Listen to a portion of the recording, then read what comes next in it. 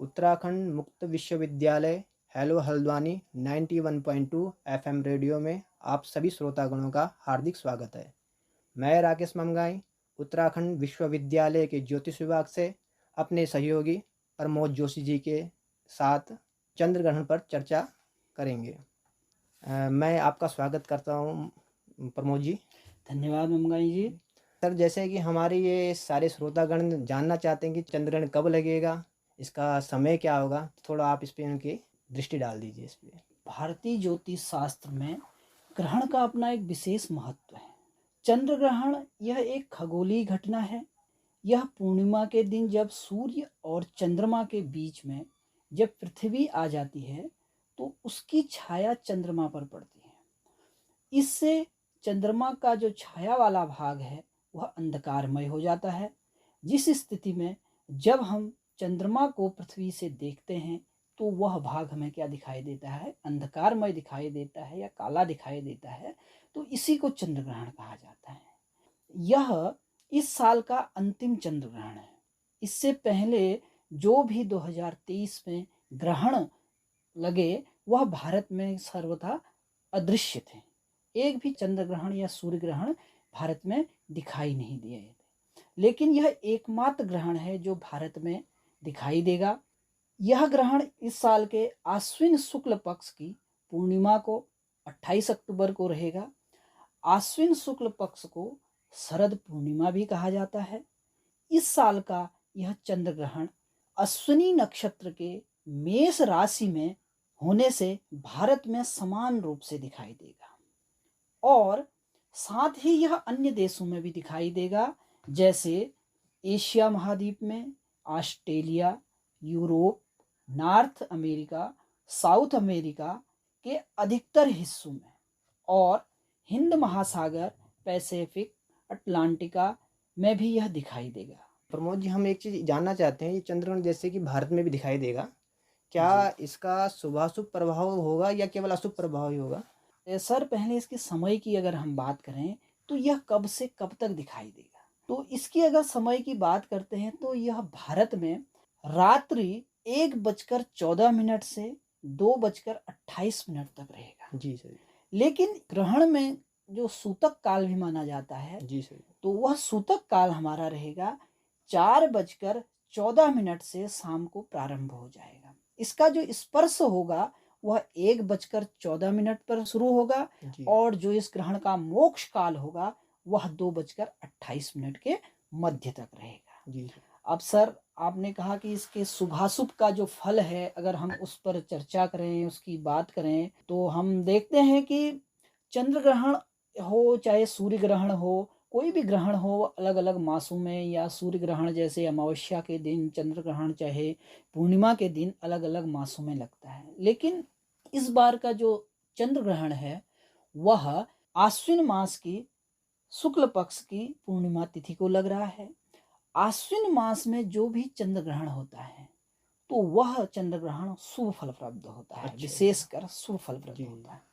विशेषकर यह किन किन चीजों में होगा, तो जैसे अन्न है, औषधि है या फल है, यह विशेषकर इन चीजों के उत्पादनों में वृद्धि करेगा। इसी प्रकार से अगर हम देखें तो यह किन को ज्यादा फलप्रद करता है, तो हम देखते हैं कि यह शनिवार को लगने वाला चंद्र ग्रहण है। तो शनिवार को अगर चंद्र ग्रहण हो, वो भी आश्विन मास में, तो उसका सीधा सीधा जो लाभ होता है वह होता है व्यापारी वर्ग को होता है, वह विशेष लाभकारी होता है। उसमें भी यह काली जो वस्तुएं हैं, जैसे उड़द हो गया या अन्य जो भी काली वस्तुएं हैं, कपड़ा हो गया, किसी भी चीज का जो व्यापार करता है उसमें विशेष लाभप्रद होता है। और साथ ही मेष राशि की यदि हम अश्विनी नक्षत्र की बात कर लें पहले, तो अगर अश्विनी नक्षत्र में अगर ग्रहण पड़ता है तो यह मूंग दाल हो गया, दालें हो गया, तो इनके लिए विशेष शुभप्रद होता है या लाभप्रद होता है या उनका उत्पादन अधिक होता है।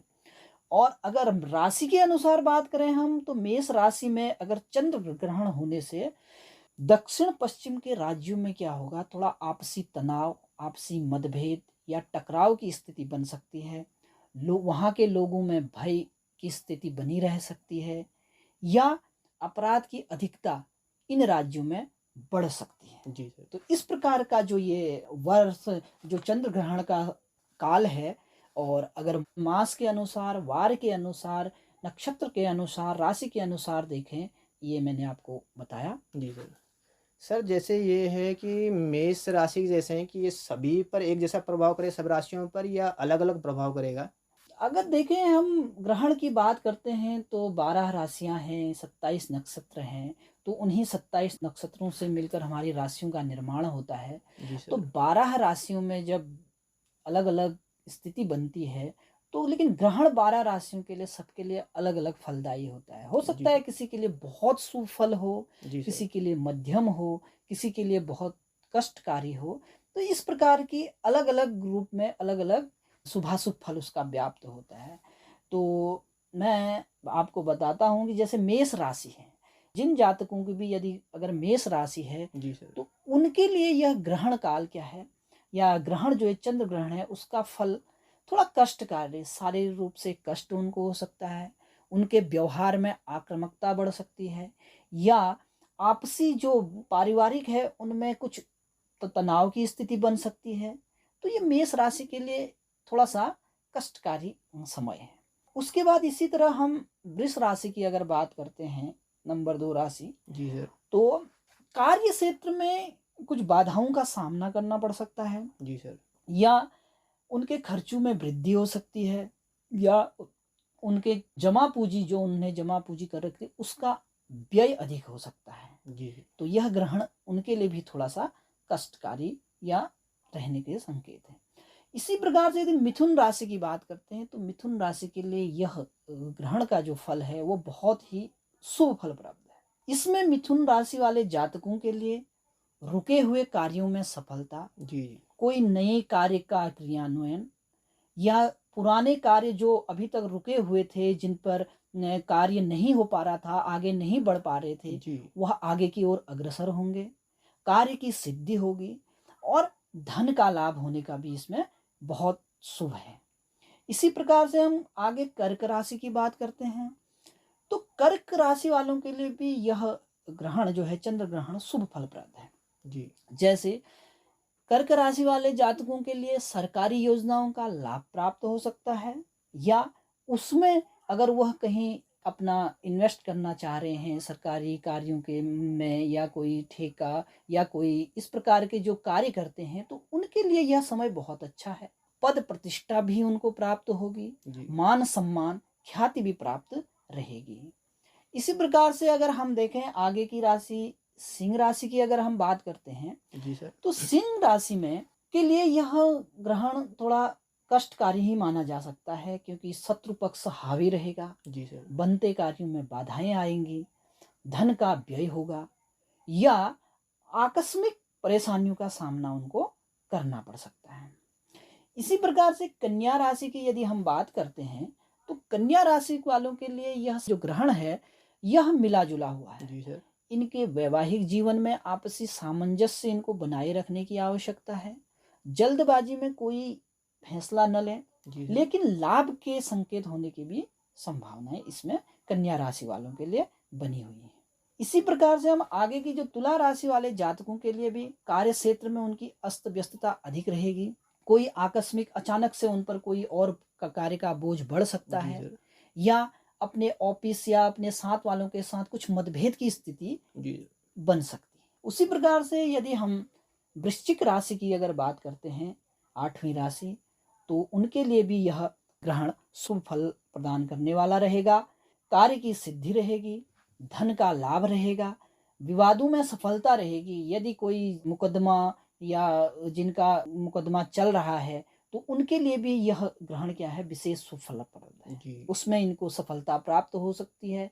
वह इस समय अपने इन जो कानूनी जो भी उनकी समस्याएं हैं उनका निवारण हो सकता है इस अवधि में। तो इसी प्रकार से हम आगे धनु राशि की अगर बात करते हैं, तो इनको बिजनेस के क्षेत्र में, कला के क्षेत्र में विशेष लाभ के योग हैं। यह ग्रहण जो काल है, यह ग्रहण जो चंद्र ग्रहण पड़ रहा है, तो इनके लिए विशेष कार्य क्षेत्र में इनको विशेष लाभ प्राप्त रहेगा। इसी प्रकार से हम मकर राशि की अगर बात करते हैं, तो मकर राशि वालों के लिए शारीरिक कष्ट, जी। आपसी मतभेद या विवादों की संभावनाएं या कोई अपवाद की स्थिति इनके साथ बनी रह सकती है। कुंभ राशि की जहाँ तक बात करते हैं सर, तो कुंभ राशि वालों के लिए भी यह ग्रहण बहुत अच्छा है। इनमें आय के नए स्रोतों की वृद्धि होगी, जी। नए आयाम प्राप्त हो सकते हैं, यश पद प्रतिष्ठा का लाभ प्राप्त होगा। हो सकता है यदि इनका धन कहीं रुका हुआ है तो भी वह आने के प्रबल संभावनाएं हैं। जी। इसी प्रकार से जो लास्ट है मीन राशि, उसमें यह ग्रहण का जो फल है वह धन का अपव्यय कराने वाला है। पारिवारिक जनों के साथ कुछ आपसी मतभेद की स्थिति बढ़ सकती है या अपने दोस्तों मित्रों के साथ कुछ तनाव की स्थिति बनी रह सकती जी। है। तो इस कारण से सर, ये ज्योतिष शास्त्र की दृष्टि से प्रत्येक 12 राशियों का अलग अलग प्रकार से हमने इसका यहाँ पर फलादेश किया है। जी सर। सर आपने बहुत अच्छी जानकारी दी है हमारे श्रोतागणों को। सर हमने जैसे सुना था कि इसमें पूजा पाठ नहीं करते हैं, मंदिर के कपाट बंद रहते हैं, इस चक्कर में जो हमारे श्रोतागण सुनते हैं वो बड़े भ्रमित हो जाते हैं। तो क्या इसमें पूजा पाठ करना चाहिए? यदि करना चाहिए तो किस प्रकार से किया जाता है, अर्थात कौन से कार्य करने हैं, कौन से नहीं किए जाते? क्या आप इनको थोड़ा दृष्टि इस पे भी डाल दीजिए सर। अगर हम बात करें इस ग्रहण काल में क्या क्या नहीं करना चाहिए, विशेषकर इस ग्रहण काल में भोजन इत्यादि है जी उसको सर। नहीं करना चाहिए या भोजन बनाना नहीं चाहिए, इस प्रकार की चीज़ों को नहीं करना चाहिए। और विशेषकर जो गर्भावस्था वाली महिलाएं हैं उनको विशेषकर इसमें ध्यान रखने की ज़रूरत पड़ती है, क्योंकि यह काल आने वाले शिशु के लिए भी कभी कभी बहुत कष्टकारी हो जाता है। लेकिन अगर जहाँ तक अगर हम बात करते हैं कि इसमें क्या कार्य किया जाता है, तो इसमें सबसे मुख्य कार्य यह है कि व्यक्ति जो भी वो अपने देवताओं को मानता हो, जो आराध्य देव को मानता हो, उसका जी। जप करे यथाशक्ति यथासंभव जितना अधिक हो सके इस काल में। जब से यह काल शुरू हो रहा है 1:14 से 2:28 के बीच में, तो उसमें अधिक से अधिक वह जप करे, हो सके तो वो हवन करे, जी। दान करे। कि कोई अगर बीमार है तो उसके निमित्त यदि इस समय दान किया जाता है जी। तो वह दान बहुत लाभकारी होता है उस रोगी व्यक्ति के लिए। तो वह दान करे, जप करे, हवन करे, और उसके बाद जब ग्रहण काल समाप्त हो जाता है जी। तो स्नान करना बहुत महत्वपूर्ण है। जी सर। लेकिन स्नान करना किसके लिए लाभप्रद है, किसके लिए हानिप्रद है? यदि कोई रोगी व्यक्ति है तो उसको जरूरी नहीं है कि वह स्नान करे, लेकिन अगर स्वस्थ व्यक्ति है तो कोशिश करे कि यथासंभव वह ग्रहण काल के बाद स्नान करे, जी। स्नान ध्यान जरूर करे।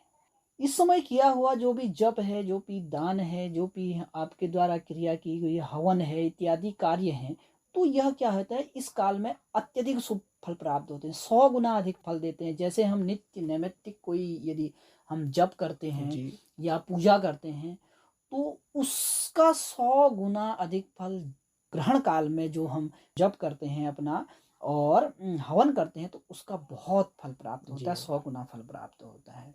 तो इस प्रकार से यह जो ग्रहण का महत्व था, इस पर मैंने आपको बताया सर। इसको प्रमोद जान जोशी जी आपका बहुत बहुत धन्यवाद। आपने एक हमारे श्रोतागण के लिए अपना बहुमूल्य समय निकाला और मैं मानता हूँ कि जो आपने जानकारी दी इससे हमारे श्रोतागण अवश्य लाभान्वित होंगे।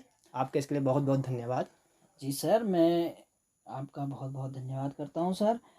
चंद्र ग्रहण का विशेषकर महत्व तो अनेक ग्रंथों में बताया गया है कि यह किस प्रकार से होता है, क्या होता है। यह एक गणितीय विधि है। अगर हम इसमें अगर गणितीय विधि में जाते हैं तो बहुत ही हमको फिर सूर्य सिद्धांत है हमारे, तो अन्य सिद्धांतों को भी जी हमको सर। देखना पड़ता है। लेकिन यहाँ पर हमने संक्षिप्त रूप में हमने थोड़ा बहुत राशियों के अनुसार या किस जी सर। व्यक्ति किस जातक के लिए किसके अनुसार शुभाशुभ फल प्राप्त होगा, उनके लिए शुभ होगा अशुभ होगा, इस पर हमने थोड़ा प्रकाश डालने का जी सर। प्रयास किया है। बहुत बहुत धन्यवाद सर है मैं सर अपने आपका। श्रोतागण की तरफ से आपको बहुत बहुत धन्यवाद देता हूँ कि आपने ये बहुमूल्य जानकारी हमें उपलब्ध करवाई।